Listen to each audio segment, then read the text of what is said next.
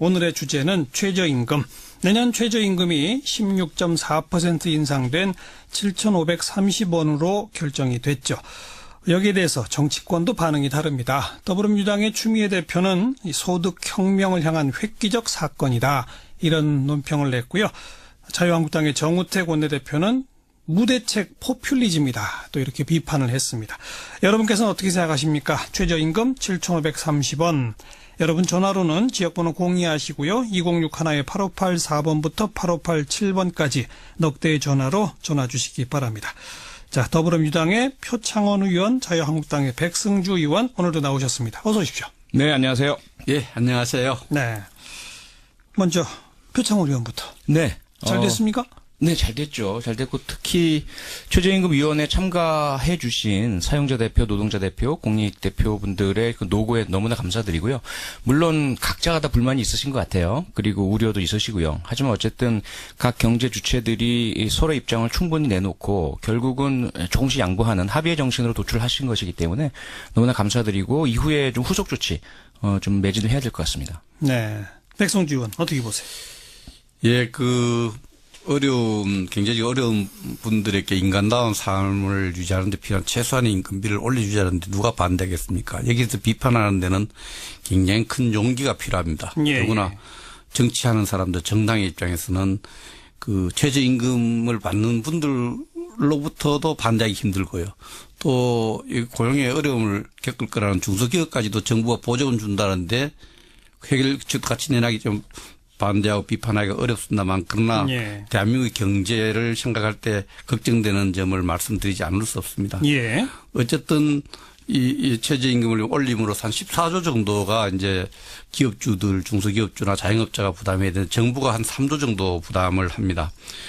그런 점에서 자영업자나 중소기업자들이 상당히 엄청난 부담을 하기 때문에 경쟁력이 약화될 것이고, 심지어 중소기업도 직장 폐쇄라든지 집단적인 또 해고, 이런 문제를 만들 수 있고, 이렇게 됐을 땐 전체적인 세수가 축소되고 대한민국 경제 체질이 악화될 것이다. 낙관적 시나리오가 있는 것이 아니라 비관적 시나리오에 대해서 정부가 신경을 많이 써야 된다. 그런 입장에서 말씀을 드리는 거고, 특히 정부가 부담을 해서 중소기업자들에게 3조 원 정도의 정부 보조금을 지급하겠다는 거, 이것은 국회의 동의를 전제로 하거든요. 그렇죠. 국회의 동의가 아직 물론 동의를 자신하고 있어서 그렇겠지만 그때가 동의를 못 받으면 어떡할 거예요. 네, 네. 그런 측면에서 상당히 어려움에 처한 사람들을 인간다게 살겠다는 의지를, 그 철학을 몰라서가 아니라 우리 경제에 상당한 어려움을 주기 때문에 좀 파퓰리즘적 어떤 그런 성격이 있는 정책이다. 경제적 문제를 너무 정치공학적으로 푸는 것이 아닌가, 이런 의구심을 또 걱정을 하게 됩니다. 경제 문제를 정치공학으로 풀었다. 그렇죠. 이제 저소득에 해당되는 분들하고 또 중소기업을 또 정부 보조금을 주서 하니까, 그러한, 물론 기본적으로 그렇겠습니까? 정책을 하는 사람들이. 그러나 너무 정치적으로 너무 많이 고려해서 그런 정책을 정치적 해법을 내놨다, 이렇게 봅니다. 표창원 의원. 네, 우선 늘 변화에는 불안이 따라옵니다. 그래서 그런 불안에 대한 제기는 환영하고 함께 숙여야 될 부분이라고 생각을 하고요. 다만 모든 정당의 대통령 후보들이 지난 대선에서 다 최저임 시급 1만 원은 공약을 했다는 것이죠. 목표 시점은 좀 시점은 다릅니다만. 2020년이냐 22년이냐의 차이만 있었고요. 그다음에 이제 최근에 미국 시애틀시에서 최저임금 급격한 인상 실험을 했습니다.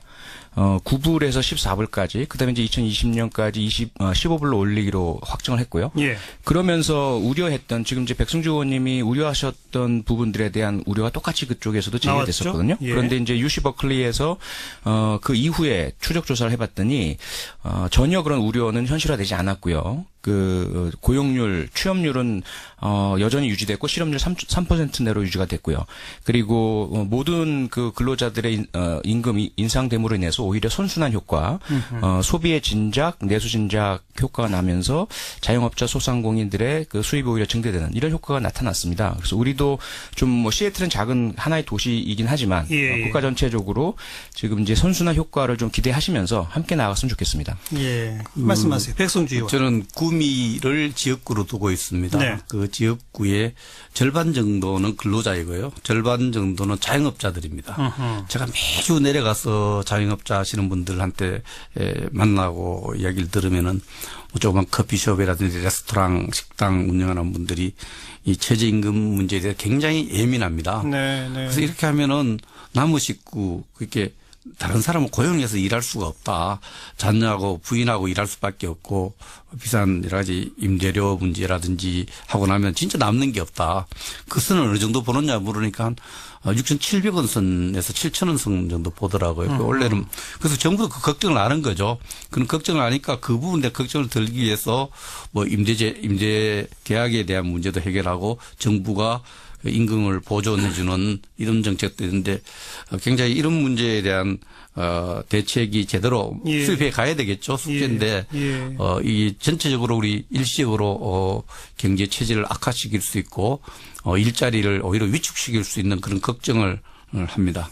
그러니까 구속 대책으로 중소기업, 소상공인, 자영업자를 지원하는 뭐 여러 가지 정책을 확실히 확 다져놓고 하는 것이 옳았다. 그런 얘기인가요? 이게 카드 이걸 카드 수수료 인하라든지. 김동연 부총리를 내놨죠. 카드 수수료 인하, 정부 보조금 지원하고 그러니까요. 또 임대 계약 제도를 좀 임대하자 이렇게 좀 유리하게 만들고 예. 이런 부분들도 있습니다만 이 부분에 대해서도 또 기술적으로 행정 기술적인 문제 굉장히 많습니다. 그랬을 때 경제 주체들에 대해서 도덕적 해이를 불러올 수 있어요. 고용하는 사람이 정부 보조금에 많이 의존해서 고용을 하는 부분이 있고 또 고용 되는 사람들도 도덕적 해이를 불러올 수 있는 그런 부분이 있어서 예. 경제 논리는 좀 안 맞는 경제 논리를 좀 풀어야 그래요. 되는데 예. 아무래도 이제 대통령 선거 알겠습니다. 공약도 있고 했기 때문에 그런 표창원 의원 걱정이 아까 시애틀 예로 드셨는데 네. 거기도 좀 영세한 자영업자나 소상공인에 대해서는 무슨 지원이 있었나요? 네, 일부 지원이 있었던 것으로 지금 보도가 되고 있고요. 확실하게 저희가 이제 구체적인 내용들은 파악은 못하고 있는데요. 우리나라처럼 그렇게 획기적인 지원은 없었던 것으로 알고 있습니다. 그런데도 오히려 네네. 매출이 늘더라. 네, 결국은 지금도 우리가 보면은 최저시급 현재 받고 있는 6,000원대, 6,300원대로는 삼각김밥밖에 못 먹거든요. 그런데 만약에 이제 지금 그 인상안이 내년에 반영되게 되면 7,530원. 네, 햄버거를 먹을 수가 있게 되고요. 네. 아직까지 냉면은 못 먹는 그런 상태라고 이제 비교가 되는데 그렇게 될 경우에 이제 아무래도 소비가 진작되고 소비 수준이 높아지게 되는 거죠. 예. 그렇게 됨으로써 자영업자분들도 전부 소비에 의존하는 업종이니까요. 예. 그렇게 됨으로써 자연적으로 소득 증대 효과가 나고 그런 선순환 효과가 시애틀에서는 확인이 된 것이죠. 됐다. 네. 백성주 의원 이렇게 이 부분 당장 임금으로 나갈 돈은 좀 늘어나겠지만 그만큼 매출도 늘어난다. 이 점 어떻게 보세요? 그렇습니다. 이 정책이 사실은 성공한 케이스가 있습니다. 2003년부터 2010년까지 그 브라질의 실바라는 대통령이 네. 어려운 층에다가 정부 예산을 보조해줘서 그 사람들이 소비를 진작시켜서 그 당시 연평균 한 5% 정도 성장하는 케이스가 있어요. 그러나 예. 그 지원이 임금을 보전하는 행태는 아니고요. 엄격하게 그 경제 주체들에게 받는 사람들의 도덕적 해이를 막기 위한 조치들이 있습니다. 조건부 지원제도 보조금 지원을 주는 제도가 있어요. 그래서 예. 그런 제도를 했는데 우리도 정부가 임금을 보전하는 것은 저는 맞지 않다고 생각하고요. 국회 동의가 필요한 부분이고 그것도 하나의 지금 복지 예산이 굉장히 많은데 이 복지 예산 하나로 간다면은 예. 다른 방법으로 지원하는 게 맞지 않느냐. 임금을 보전한다는 경제 논리에 맞지 않다. 저는 그렇게 안 맞는다. 그 점 어떻게 보십니까? 또 네. 김상조 공정거래위원장도 이 최저임금 인상에 세금이 투여되는 건 아주 일시적인 것이다. 네. 일종의 마중물이다. 이런 표현을 하긴 했습니다만 네, 네. 어떻게 보세요? 네, 그 마중물이라는 표현 자체가 가장 적절하다고 생각이 되고요. 현재 우선은 불안과 충격이라는 부분이 있지 않습니까? 어쨌건 가장 그 최근에 많이 10% 이상의 인상이 일어나는 것이니까요. 그로 인해서 일시적으로 견디기 힘들어하시는 업종이 분명히 있을 수 있고요. 그 부분에 대해서 당장의 그 충격을 완화시킬 수 있는 그런 세제 지원이라든지 다양한 형태의 지원을 통해서 보존해 드린다는 이야기거든요. 예. 네, 그렇게 했을 경우에 일단 그 충격 기간이 좀 지나고 나면 그 다음에는 이제 높아진 임금 대신에 임대료 등에 있어서 조금 완화가 일어나게 되고 또 카드 수수료 등에서 완화가 일어나게 되고 그럼 결국은 그 충격이 크지 않구나라는 것을 확인하게 되고 그 이후에는 이제 소득주도 성장이라는 우리 경제 패러다임이 바뀌는 시기가 오는 것이죠.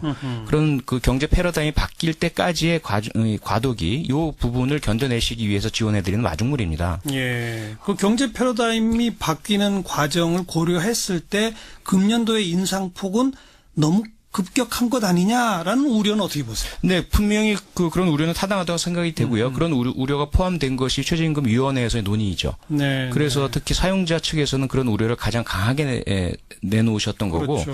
노동자 대표들은 지금 현재 너무 열악한 상황이다. 이 최저 시급 가지고는 도저히 생활이 되지 않는다.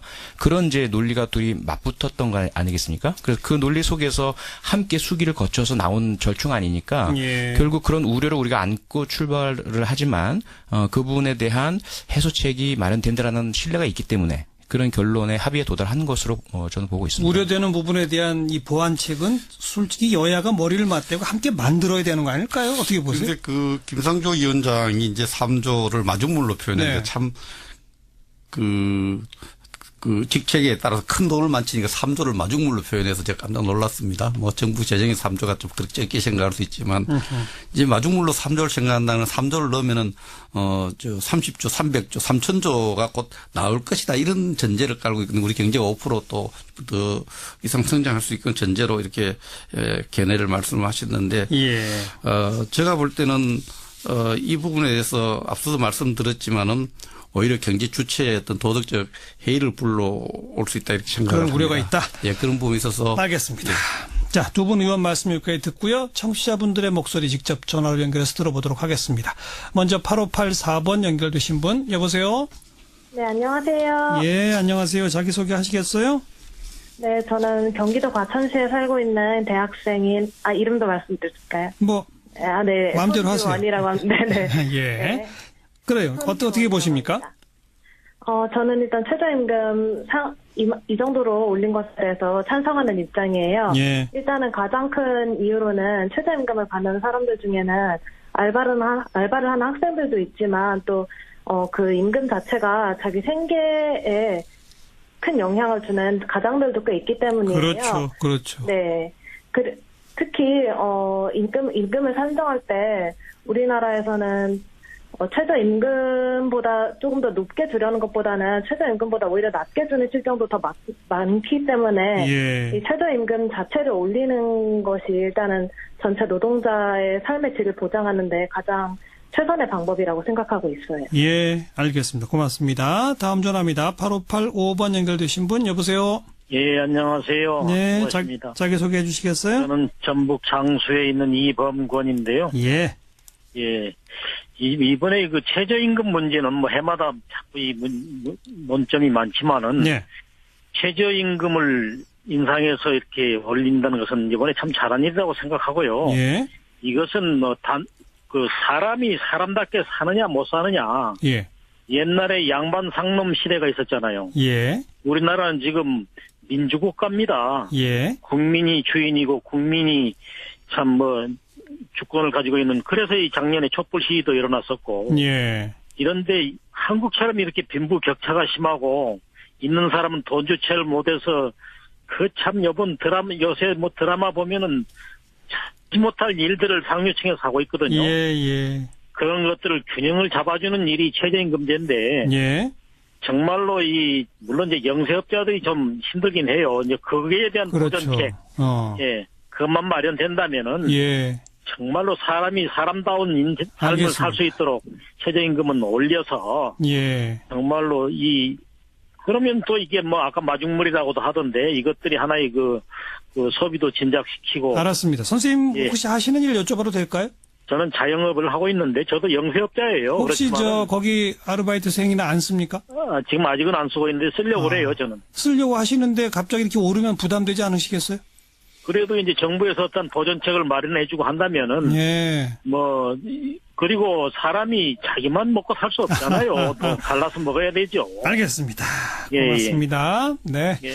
자, 우리 청취자 여러분들 다 이해하시겠지만 저희가 가능한 한 찬반을 골고루 목소리를 청취자분들 연결하려고 노력하는데 오늘은 거의 찬성 일색으로 지금 전화가 오고 있는 것 같습니다. 부담스러워 하시는 분들도 계시겠습니다만 그분들보다는 일단 환영하시는 목소리가 좀 더 많은 것 같은 그런 생각이 분명히 맞는데 백승주 의원 어떻게 들으셨어요? 제가 모두에 우리 정치하는 사람이 또 정당이 이렇게 최저임금을 인상하는데 반대하는 게 상당히 용기가 필요하다는 것은 제가 그런 분위기를 알고 있습니다. 그렇죠. 그래서 이런 부분에 대해서 우리 야당이 또 이런 부분에서 그 낙관적인 시나리오만 안 가고 또 그 우리 경제에 큰 어려움을 줄 수 있다.